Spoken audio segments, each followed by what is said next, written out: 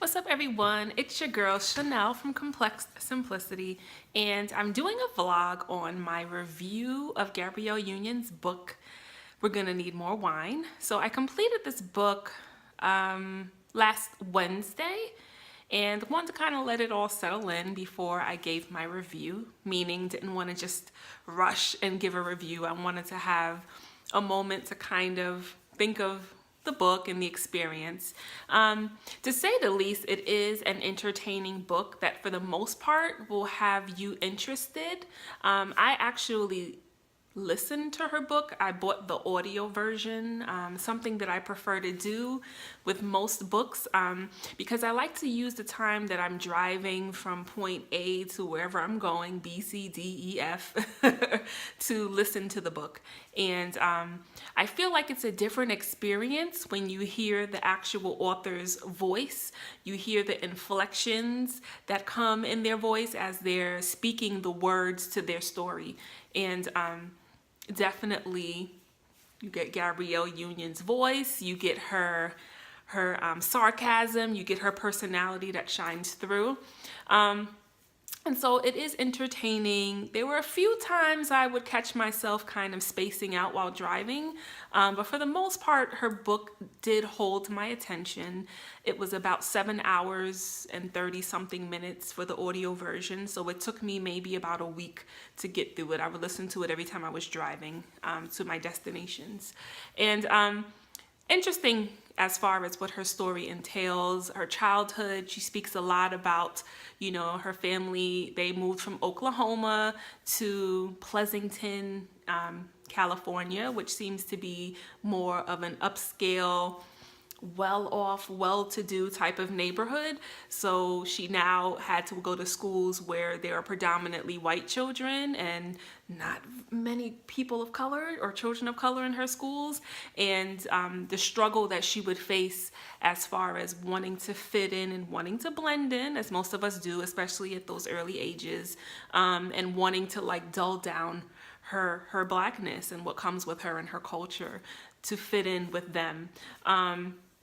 She also talks a lot about, a lot of times, and I could definitely get it when you live in certain kind of towns or small towns, suburban towns, there tends to be the other activity that the teenagers get into, whether that's drinking, having sex. A lot of my friends and I probably, if I'm being honest, engaged in things at earlier ages because we did come from a small town in suburbia, right? And so I was able to relate to some of those kinds of stories. What I found uber interesting is that Gabrielle Union Wade, gorgeous woman, right? Talented, successful actress, married to Dwayne Wade. Most would say it doesn't get better than that in life, but she still struggled and maybe even potentially still does struggle with certain insecurities. She was raised with the tutelage of you better be the best, and being how you're now a minority in your school, in your town, you're gonna have to work harder, you're gonna have to be better. You're going to have to work harder to be better, right? And so sometimes when we grow up with this teaching, these mantras, this tutelage, it's so easy for that to take over a huge part of our lives where we feel like we always have to not be our best, but we have to be the best. And I really got the sense in this book that throughout a lot of her life, it was more of having to be the best, not my best, but being the best in acting, the best in school, academia, the best when it comes to attracting that guy. She has a lot of stories from childhood up until adulthood about the guys that she has dated, wanting to attract a lot of white guys, and things of that nature. She discusses her first marriage and how that went wrong from day one, why she knew she wasn't supposed to marry this man, but still walked down the aisle to him, what life was like being married to an NFL player or a retired NFL player at the time, up until how she meets Dwayne Wade, her current husband. She talks about the role she plays in her and Dwayne Wade's children's lives. She is a stepmom, so most of the children live with her and Dwayne Wade, and so she's talking about that experience being a stepmother. She talks about her experiences of auditioning, her experiences of certain jobs that she booked, her experiences with kind of wanting to be the best in the acting world and tearing down other actresses because that made her feel good because she wasn't happy and she wasn't secure within herself and her skills and abilities. So she really digs deep. I think she had the perfect title for this book, We're Gonna Need More Wine. And as someone who loves wine, Merlot to be exact, or to be specific, she definitely, I get it. It is one of those kind of stories where it's like, we're gonna need to have this glass of wine as I sit back and tell you my life story up until this point, right? And so I love when you see high profile people.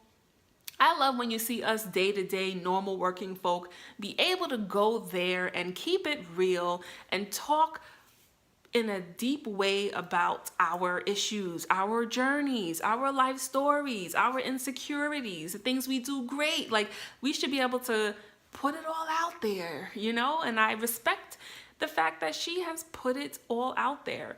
What I also found interesting about this book is she meaning Gabrielle Union Wade, seems to be very close to who she plays on Being Mary Jane, right? Which is Mary Jane Paul, that character.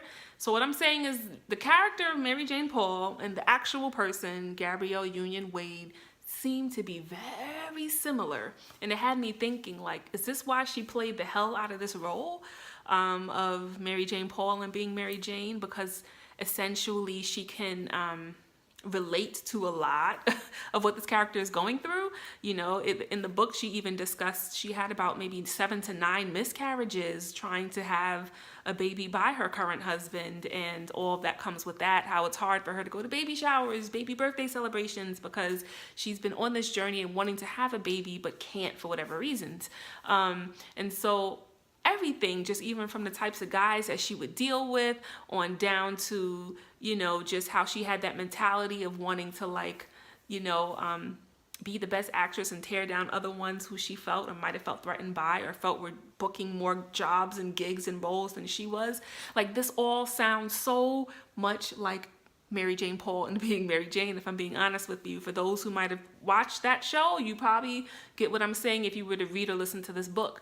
And so I respect the fact that she went there, was willing to go there, tell her truth, good, bad, ugly, in between, and ultimately share these stories with hopes of helping us all, giving us all something to think about, as well as, showing that you can be in some ways relentless about your dreams and what you set out to do, whatever it is that you want your life to become. If you work hard and you're disciplined, you should be able to, with God's help, make that happen, right?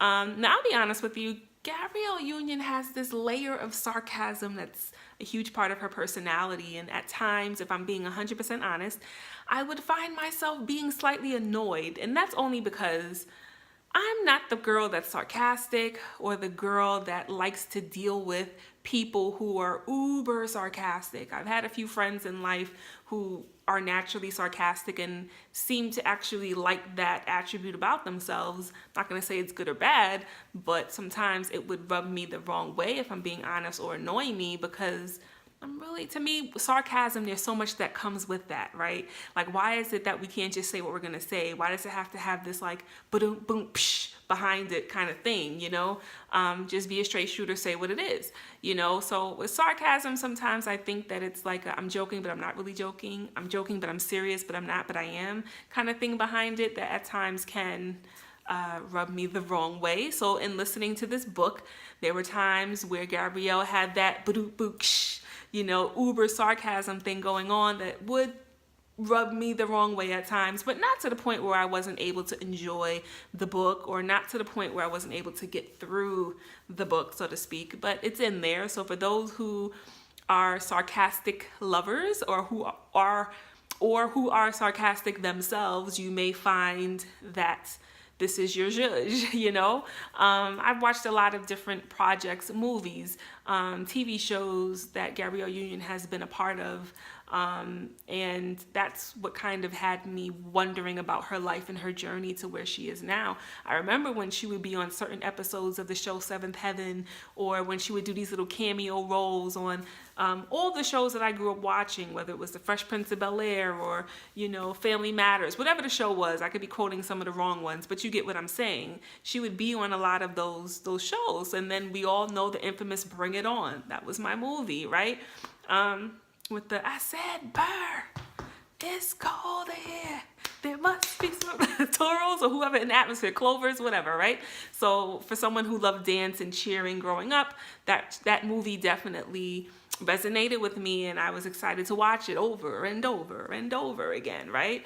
And so, you see her just climbing when it comes to the different movies she's booking. She was in The Brothers. I feel like Gabrielle Union got to have every fine, handsome actor that was in the game as a love interest at some point, right? So in The Brothers, who does she have? Morris Chestnut. She's in Bad Boys 2. Who does she have? Will Smith. She's in How to Deliver Us from Eva. Who does she have at his prime? LL Cool J. And the list could go on. She was in Love and Basketball, had a brief moment with who? Omar Epps. And I probably keep it going. Breaking All the Rules, Jamie Foxx. It seemed like any actor growing up that I was attracted to, or that most young girls were attracted to, and women, she was able to play major roles with them, right? And Being Mary Jane Alone, she has Omari Hardwick. She has quite a few that you're like, yo, so that'll always be on her resume, which is so dope to me. Not many actresses, Black actresses, in particular, can say that they've had these great roles with amazingly sexy and handsome actors, right, to be their love interests. And so I've watched her in every film that she's done. I probably either have the DVD for it. I've definitely gone to the movies to see it. So for me, I was like, I have to listen to this book because I want to know what is behind all of the accolades and the stardom and the celebrity. Who is Gabrielle Union? That's what I wanted to know. That's why I was like, because when you buy audio versions of books, it's more expensive. So if the regular book was like $15 to $17, I paid about $23 to $25 for the audio version. But I did that because I'm like, I feel like this is going to be a decent book, as well as I want to know what her story is. I'm always so interested in people's stories, high profile people's stories, to see how they got to where they are, right? Was there compromising that had to happen? Were you really clawing your way to the top and tearing other people down along your way? Or did you go about it the legit way where your values and your conscience is intact, and it just so happened that doors were opening because of your talent, right? Or were you on the casting couch having to do blowjobs and other crazy things to book roles?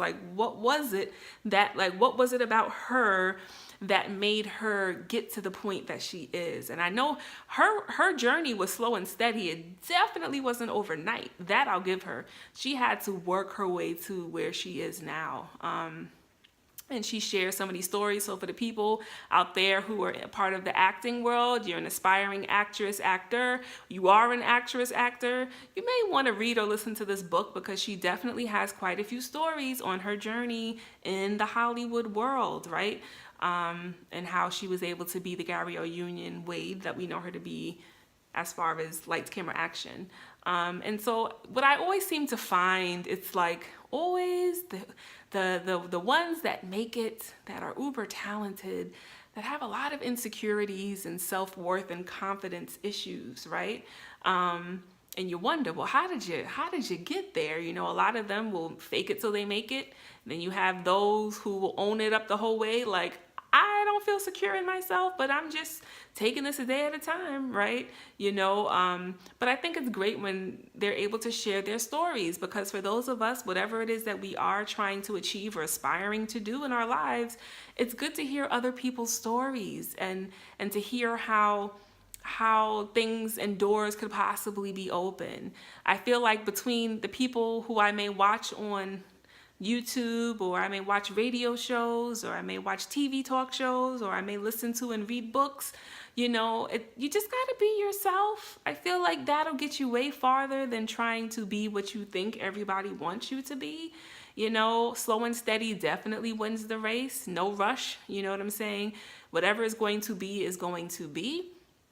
For me, I don't feel like I need to be anybody else other than Chanel Casimir, formerly known as Chanel Stewart. Either you like me, you get with what I'm doing, great. If you don't, it's not your cup of tea, that's fine too. But I know whoever and whatever it is that I'm supposed to be doing, it's only going to work out. Everything is going to set itself up if I'm being who I'm supposed to be, which is myself. You know what I'm saying? And so I'm always encouraged, and I always enjoy, listening to these stories. Do I agree with everything Gabrielle Union has said in this book? No. When it comes to being single and living that single life, she's more about sleeping with anyone that you want to sleep with, being wild, doing all those kind of things. My thing is honor your body. Know how precious you are and your body is, and don't just give it up to any and everyone, regardless of whether you're having a whole phase or not, whatever you want to call it. I'm like, be careful out in these streets, because you can make your life harder than what it needs to be, right? And so there are certain points that she made in this book that I don't 100% get behind or agree with, but I definitely do understand and see her perspective and where she's coming from. It just may not be what I would apply to my life, so to speak, but still very interesting read. I don't want to spoil it all. So for those who are interested in reading this book, we're going to need more wine. I say have at it. If you said, Chanel, out of 10 stars, what would you give it? I think I'd give it a solid 8. And I think that's pretty good for her first book. I'd give it a solid 8 as far as for her transparency, for her using her wits and her sarcastic personality to narrate this story. I did feel like at times it was a little all over the place, and that's when I would zone out a little bit, because it didn't start in like a sequential order. Childhood, this is what I went through up until high school. This is what I went through up until college. This is what I went through up until this phase of my life in stardom and this and celebrity.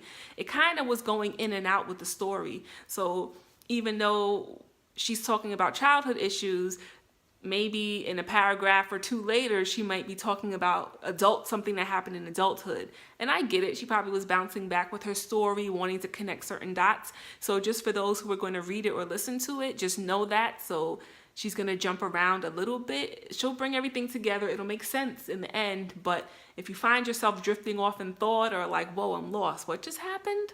The way that she told her story was a little bit like jumping around, But other than that, like I said, I would give it a solid 8 stars, not a very good first effort, As someone who has co-written a book before with my mom, we co-wrote a wedding planning book.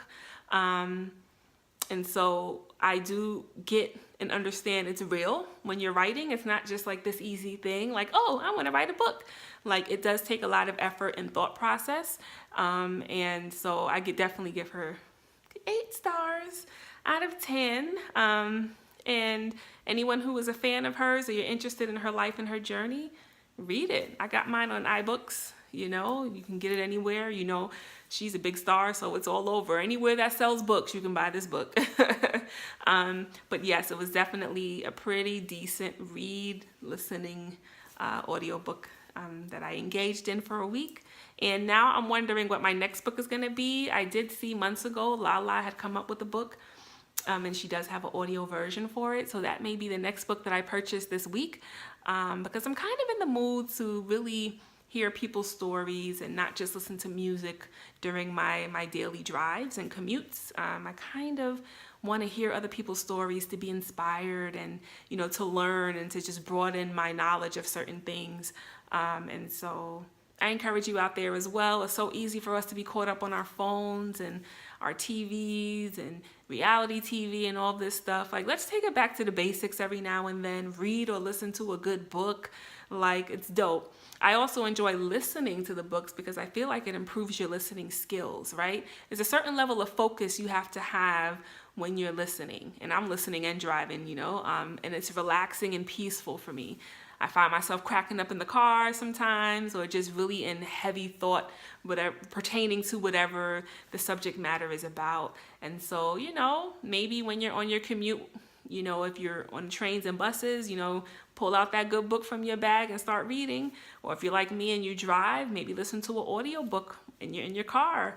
Or for those who like to read at home and you're curled up on your sofa with a cozy blanket because, you know, it's chilly outside now, read you a book instead of putting on Housewives of Atlanta. You know, don't get me wrong, there's time for all of that too, but I think we should balance things a little bit more in life. Everything is too saturated and we're being dumbed down with like a lot of the foolishness of the entertainment world.